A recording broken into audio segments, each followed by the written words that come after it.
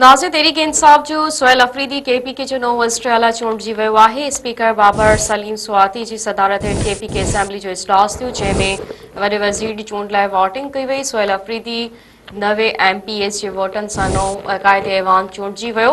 मुख़ालिफ़ धिर जी पार्टियुनि पारां वज़ीर जे लाइ चूंड अमल जो बाइकॉट कयो।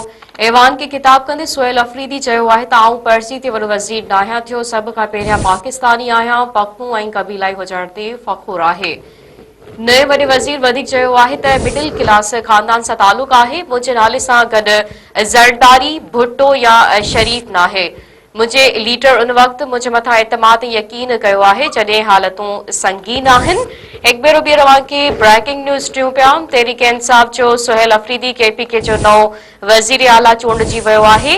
स्पीकर बाबर सलीम स्वाती जी सदारत हेठि केपीके असेंबली जो इजलास थियो, जंहिंमें वॾे वज़ीर जी चूंड लाइ वोटिंग कई वई। सुहेल अफरीदी नवे एमपीएस जी वोटनि सां नओं क़ाइदे ऐवान चूंडिजी वियो।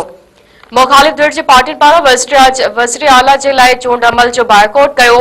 ऐवान खे ख़िताब कंदे सुहेल अफरीदी चयो आहे त आऊं पर्ची ते वॾो वज़ीर नाहियां थियो, सभ खां पहिरियां पाकिस्तानी आहियां, पख्तूं ऐं क़बीलाई हुजण ते फ़खुरु आहे।